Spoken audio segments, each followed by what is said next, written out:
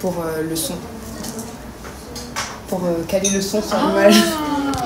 Donc, hello, oh, je suis gênée. Hello, coucou les copains, on se retrouve pour une vidéo avec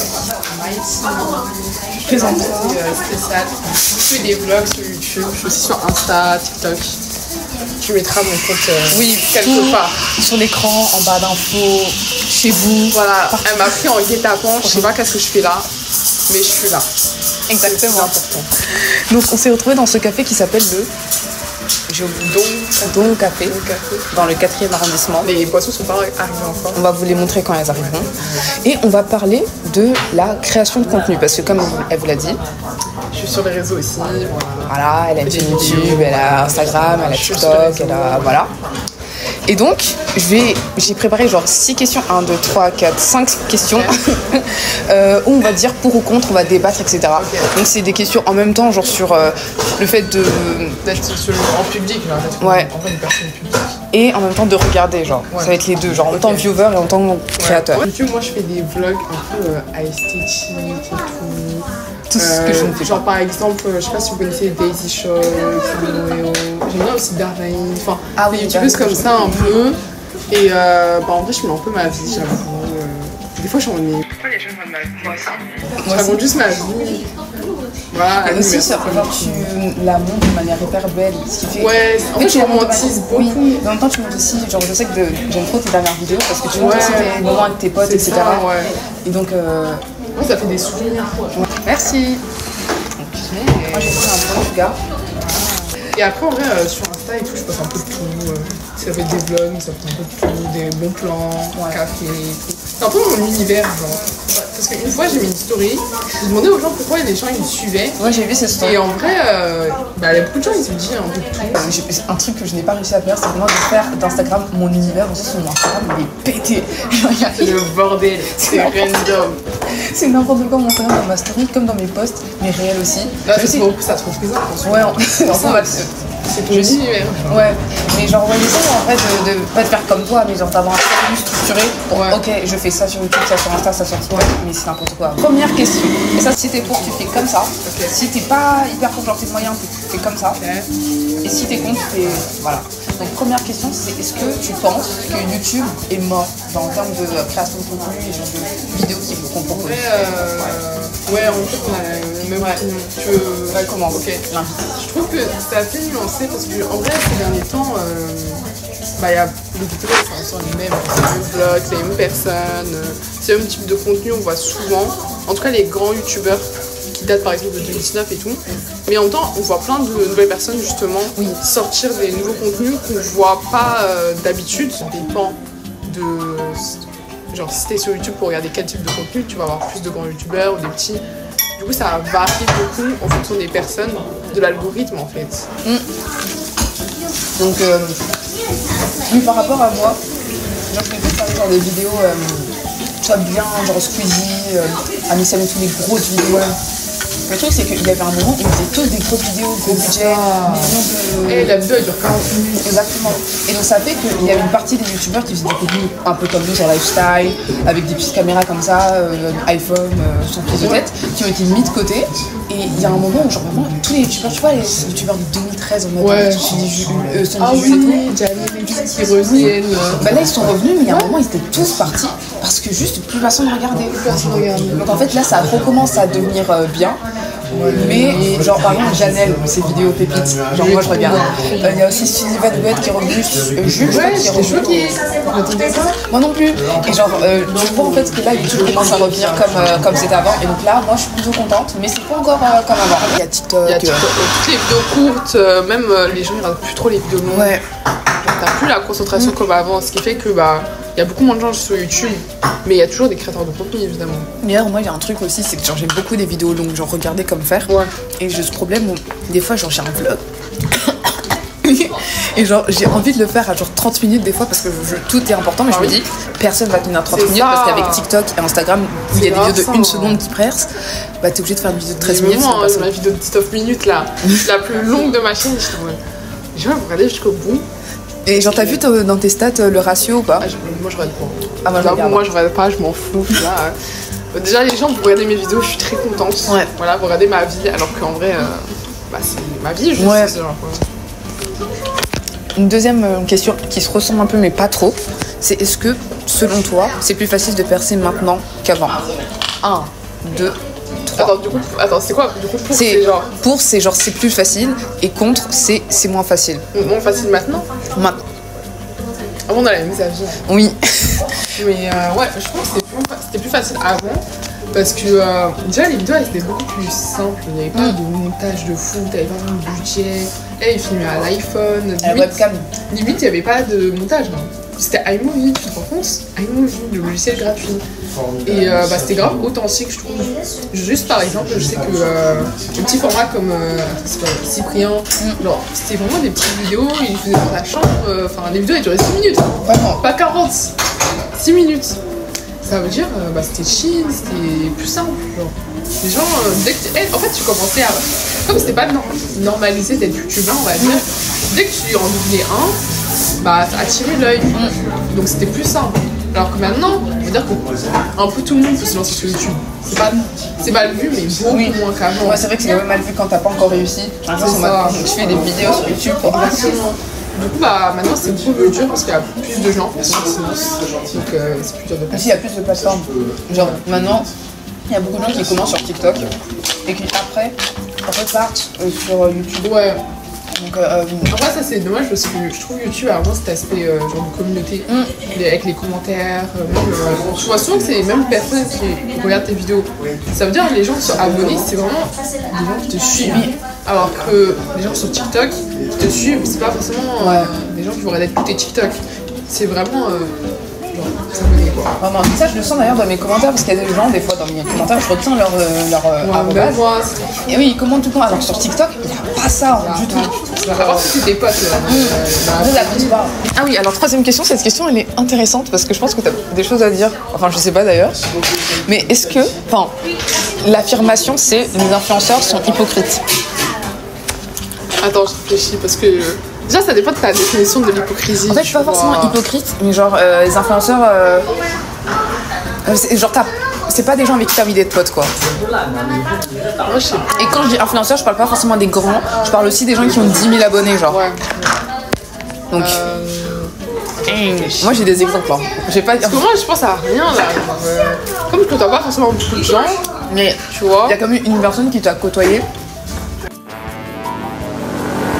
Dis pas son nom. Ouais, tu vis bien, mais tu vis bien. Après lui, je le connaissais pas de base. Mais moi je sais, j'ai déjà capté quand t'as mis dans ta story pourquoi il t'a approché. Parce qu'il s'est dit.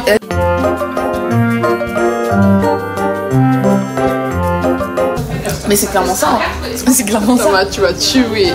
Parce qu'en plus j'ai pensé à lui, mais je t'en mais il est pas forcément hypocrite. Genre, Non, pas hypocrite. Mais genre pas des gens avec qui t'as envie de. Moi je sais que. Quand je vois les youtubeurs, enfin les influenceurs, pas forcément les youtubeurs, mais les influenceurs, en règle générale, ça me donne pas envie d'être pote avec eux parce que par exemple, bon, je vais encore biper, mais il y a une fille qui s'appelle, je sais pas si tu vois qui c'est, et je la suis encore hein, maintenant, mais elle a une manière de parler avec ses abonnés, c'est insupportable. Genre, moi, il faut savoir que je la suis et je la suivais avant aussi sur Instagram, maintenant je la suis plus parce qu'elle m'a saoulée. Et je répondais souvent à ses stories. Donc on avait souvent des échanges plus ou moins longs via les réponses à ses stories. Et la manière dont elle me répondait. Genre, une fois j'étais invitée à une soirée, c'est la fameuse soirée. Dans le soir, t'as un photobooth d'ailleurs qui s'appelle Pick Me, si vous voulez y aller, c'est sympa. Et je voyais les gens, j'étais en mode. Mais toi, je te connais, t'es venue dans ma For You page, TikTok, ah, mais je te connais et tout. Mais enfin, je sais pas, ça m'a pas donné envie de leur parler ou quoi, parce qu'ils sont souvent en groupe. Ça veut dire, ça donne pas forcément envie quoi. En fait, moi j'avais trop envie d'avoir genre, un groupe de potes qui fait de la création de contenu parce que genre, moi mes potes ils sont vraiment loin de tout ça. Ouais. Genre ils font pas. C'est pas trop tout ce qui est dans la vidéo. Et ouais, donc quand je les filme, ils sont un peu gênés, etc. Mais même moi. Donc avoir des potes genre comme toi, etc. qui font de la vidéo, ça fait que genre j'aurais beaucoup plus de facilité à filmer, on fait du contenu ensemble, comme là. Bah ouais, c'est grave bien. Donc ouais. Mais quand je vois les gens qui sont déjà créateurs, ça donne pas envie. T'es en mode. C'est pas forcément à cause de l'hypocrisie, parce que moi j'ai jamais vécu ça, mais non. J'aime pas la vibe, l'ambiance qui reflète par rapport, encore une fois, bon. Ça me rappelle un peu genre, tu sais, lancé sur TikTok les house tours là, les groupes, je sais plus comment on appelle ça. Les house. Les house, ouais. Même vibes. C'est comme en fait, les groupes d'asiates. Voilà. Je vais dire les termes, les groupes d'asiates. Je sais pas, ils restent entre asiates. Je suis un peu là. Je sais pas, soyez un peu ouverts. Essayer de découvrir d'autres gens, d'autres cultures. Ça me. Je sais pas. Ouais, je vois ce que tu veux dire. On s'éloigne du sujet, mais. Vraiment. Revenons un peu. Revenons bien. Prochaine question. Donc, moi, j'ai pas trop d'avis parce que, comme je côtoie pas trop des gens et tout, je sais pas trop si c'est vraiment des gens hypocrites ou pas. Ouais. Moi, je me considère pas comme hypocrite personnellement. Même si, bon, quand on filme, évidemment, c'est plus simple de romantiser la chose. Mais j'essaie toujours d'être honnête quand même. Genre sur ce que je fais, sur ce qui se passe dans ma vie. Et pas non plus, enfin, garder quand même les choses un peu privées. Exactement. Mais quand même de montrer que c'est pas tout blanc, tout noir, quoi. Voilà. Moi, je suis complètement d'accord avec toi. Genre, il y a ce truc où t'as envie d'être honnête avec les gens, t'as envie d'être transparente, mais il y a des limites. Mais en plus, ça se voit dans les vidéos quand t'es vraiment honnête vers les gens. Oui. Ça se voit. Et ça se voit aussi quand t'es pas honnête. 4e question, et là ça va être vraiment sur toi. Okay. Donc je sais pas si on va avoir la même réponse, mais est-ce que tu vois ton avenir, quand je dis ton avenir, c'est genre vraiment fin de vingtaine, début de trentaine, ouais, sur YouTube. 1, 2, 3. C'est un peu nuancé. Ah ouais? Je pensais qu'on allait pas avoir la même, je pensais que t'allais faire ça. Non, en fait, tu me dis. Déjà là, ça fait 1 an et demi, moi j'ai ma chaîne YouTube. Toi, je crois que ça fait plus longtemps. Non, moi ça fait 2 ans, enfin ça va faire 2 ans. Ouais. Et je sens que je commence déjà un peu à me lasser, honnêtement, parce que ça se répète beaucoup. Surtout quand tu fais des vlogs, tu montres juste ta vie.